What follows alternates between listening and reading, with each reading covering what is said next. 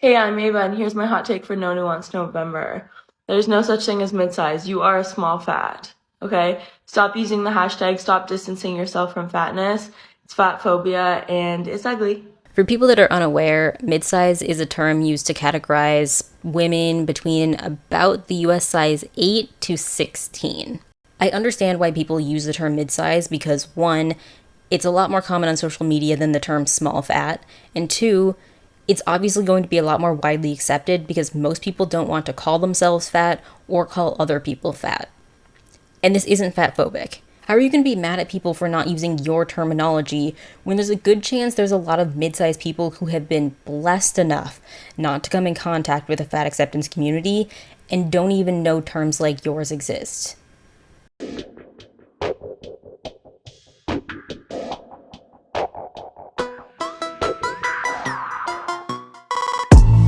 Y'all are mean as fuck. And I'm not talking about the straight size community. I'm talking about the plus size community. That if you are in between the size 12 and 18, you are not plus size. And if you call yourself mid-size, you are fat phobic. Point that the plus size community is not accepting. They're actually inclusive. And if you don't fit their demographic, they will shame you. Hey there. So your video came across my For You page, and I want to talk to you as a larger fat person, and kind of give my perspective on what you're talking about here. So I think that you as a mid-size and me as a larger plus size person, have very similar struggles. Like, we understand what it's like to be body shamed, we understand what it's like to not be able to find the clothes that we want in stores. However, I don't know if you truly understand the reason why there is so much, back and forth between the larger plus size and mid-size community. First of all, there's already something called categories that fact activists have been using for a really long time. Here they are. As you can see, it goes from small fats to mid fats, large fats, and then super fats and infinity fats. I want you to notice right here, it says, as your size and weight go up, so do the number of barriers that you face. Over here, you can see it says clothing size, weight, and lack of accommodation continues to go up the fatter that you are. So when I first started noticing mid-size becoming a thing and a trend here on this app, I was like, okay, yep, totally makes sense. They're in between, they don't really have a place. I can understand how that might feel. However, I started to notice a couple of things. I started to notice mid-sized people talking about how there's no mid-size representation, which is not true. And I started to notice how mid-sized people would complain that they couldn't find any clothes, without acknowledging the fact, the access that they have that larger plus-size people do not have. For example, I went to your page and I saw that you bought some things from Fabletics and you looked amazing. I can't purchase anything from Fabletics. You also went to TJ Maxx and found this beautiful, beautiful gown. And I am, really jealous, honestly. I cannot just walk into any old store and find something that fits me. And I know that you have struggles with that too. However, our experiences are fundamentally different. Because while you may not be able to find something that fits you in the way that you would like it to, there is nothing available for me at Fabletics or TJ Maxx. So what I personally have a problem with is mid-sized folks talking up and over larger plus-size folks and not acknowledging the privilege that they do have. Whenever I talk about my struggles, I also try to acknowledge my privilege because I have it. And it's important. First of all, she tried to show that fat oppression exists by showing this chart that says as your weight goes up, you start to lack accommodations and access to clothing. Restaurants, clothing stores, and most other public spaces should not be required to accommodate people that are 400 plus pounds. It's not reasonable, and it's not a lack of rights. And you can't argue that not being able to sit at restaurants is oppression. Second, the reason this mid-size debate really irks me is because, from what I've seen, the mid-size community stays in their lane. They talk about the struggles of being the size they are, they talk about their struggles with clothes, and the people around them validate these struggles. That's exactly what I wish the fat acceptance community did. But instead, this woman just said that the mid-size community complains about clothes, but that is bad because they don't acknowledge us, aka fatter people. You're mad at people for refusing to find the lack of plus-size clothing options at TJ Maxx and Fabletics to be an oppressive struggle. But it isn't. So leave people alone. All right, part 2 of a larger plus-size person talking to a mid-sized person about what the issue is. Like, they want you to feel bad about yourself because they feel bad about their self. Delight. So, I have an issue with that. And I know that you showed in your video a bunch of comments about larger plus-size people talking bad about mid-sized people, and I understand. It's not nice. It's not. However, there's a difference between punching up and punching down, number 1. Number 2, what you described as happening is not happening at all. What we as larger plus-size people want is for smaller plus-size people and mid-sized folks to acknowledge the privilege that they have. You are free to talk about your struggles. 100%. Please do. However, you also have to acknowledge that in some things and in some cases and situations, you have a lot more privilege. You have a lot more access. And you are viewed as more attractive and more worthy than larger plus size people are. Because the closer you are to thinness, the closer you are to being the ideal. Now, I understand that you are not thin, but you are more thin than I am. And therefore, like I said, you have more access and more privilege, and you're viewed as more favorably. And I personally just need smaller fats and mid-sized folks to acknowledge that a heck of a lot more than they already do. So it's not about wanting to bring you all down because we don't feel good about ourselves. That's not what that is. Honestly, that leads a little bit towards fatphobic rhetoric, to be honest. And I know that's not what you're trying to do. I understand that you're upset. And I think in some cases you have every right to be upset. But don't do that. Please don't do that. So I guess to sum it up, here's the thing. You mentioned that in the comments that you get in your video, you get people telling you that you're not plus size. And nope, the tag on your clothing says that you are. You absolutely are plus size. However, when you get that comment, that should signal to you how you are viewed by others and be a reminder of the privilege that you do have. It doesn't feel good to be told that you're not plus size when you have to buy from the plus size section, and I totally understand that. And you want to be validated in your struggles, 100%, I get it. But again, that should be a signal to you and a reminder to you of the place that you have in the community. Not that you're outside of it, but that you hold a lot of privilege. And that's all. This woman said, quote, "You have to acknowledge that you have more privilege." No, they don't. I'm going to say this in the most clear way I possibly can. Mid-sized people are under no moral obligation to acknowledge bigger people's struggles or acknowledge them as a more marginalized group. The amount of times in this video where this woman said, "I understand your struggle, but," or "I know it sucks to hear that, but," could you be more dismissive of this woman's problem? It's disrespectful. Not only are you trying to rationalize people from your own community bullying this woman by saying, "We're punching up, so it's okay," you were trying to tell this woman to use this as a learning experience. That is some of the most abusive language I've heard in a long time. And I have nothing even remotely kind or level-headed to say about this vile behavior. So I'm just gonna move on. And this is where some of you are going to mess it up for everyone. Because you think this is a matter of some people just feeling special and competing. This is not a competition.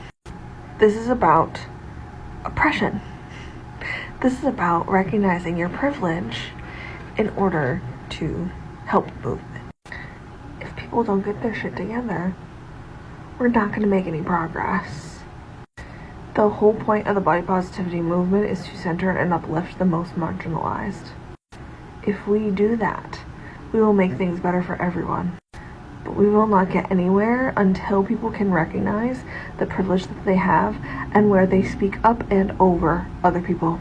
So let's start talking about our black, queer, fat, disabled friends. And I can do a better job too. I'm a white woman. But the first part of all this is recognizing it's not a compliment. The body positivity movement isn't about uplifting systemically oppressed bodies.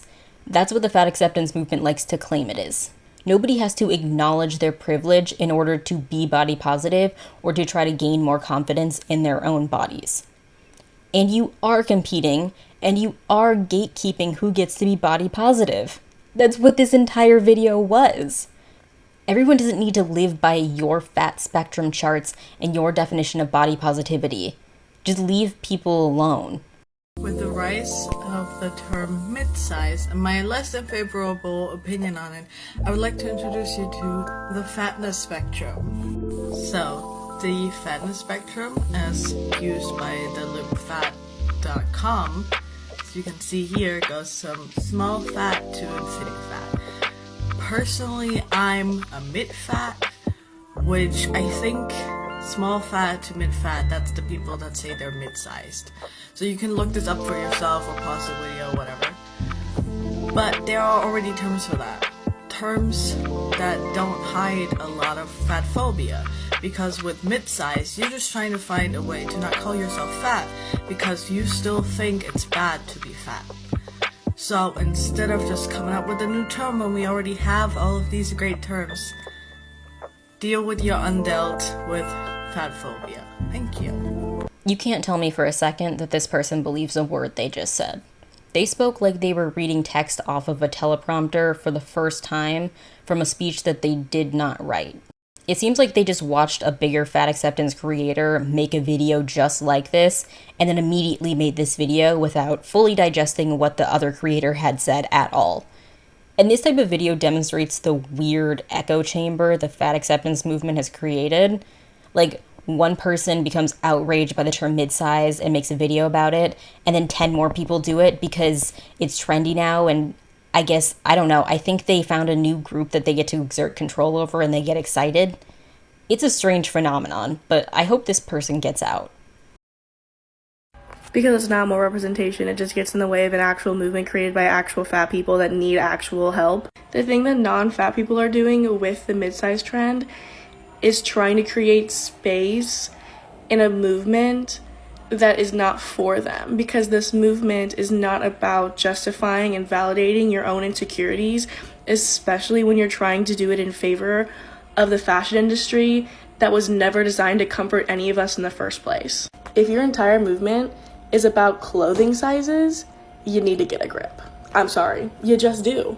Because sizing is different everywhere. And I know it makes you insecure. It makes me insecure. It makes everyone insecure. That's the whole point. That's capitalism at work. What the mid-size movement is doing is it's taking away from the actual fight of actual voices and actual marginalized bodies that need their voices heard and need to be fought for. The insecurities of any individual person is not more important than the fight for disabled, fat, black, and queer bodies. I have a real question for these fat activists. How are people allowed to share their insecurities and complaints about their body in a way that is acceptable to you? This woman said that mid-sized people are, quote, trying to make space in a movement that was not made for them. But they didn't infiltrate body positivity. They literally created their own hashtags, their own terminology, all to talk about their own problems. But the fat acceptance movement has a problem with it because they think the purpose of the mid-size community doesn't align well enough with the goals of fat acceptance. But just because a community's purpose isn't politically oriented enough for what your movement wants, that doesn't mean it shouldn't exist or that it's a problem.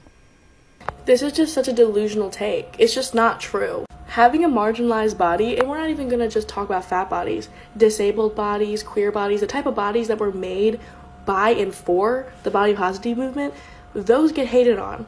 Like systematically. And it's not hate, it's not cyberbullying, it's not your own individual insecurities, it's literal oppression. Because you don't fit in whatever societal category that you've deemed to put worthy into that was created by the patriarchy, that is not the same thing.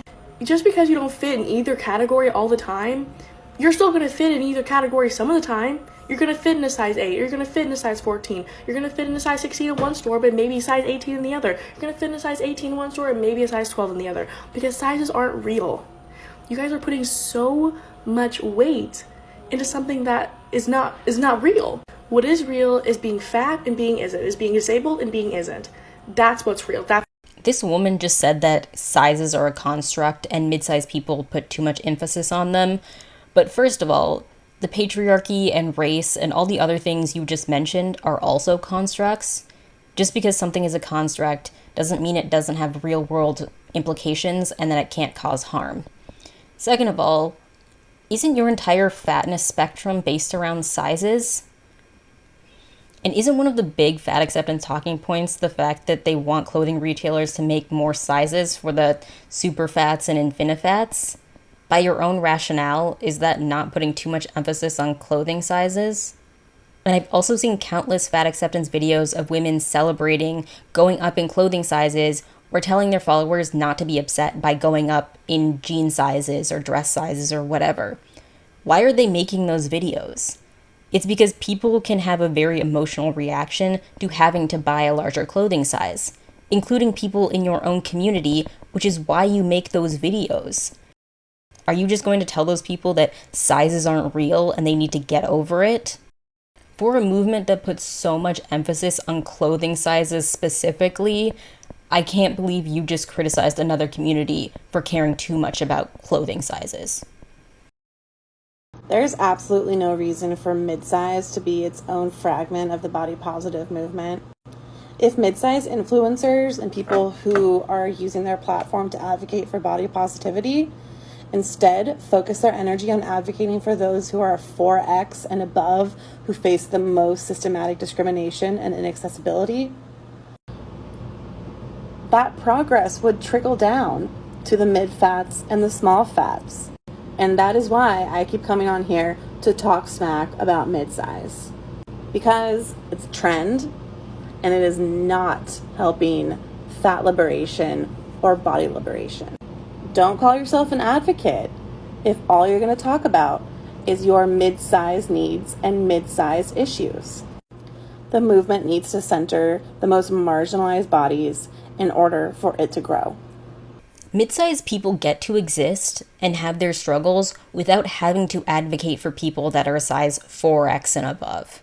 They should be able to talk about their problems without having to keep fatter people at the forefront when discussing their own personal insecurities.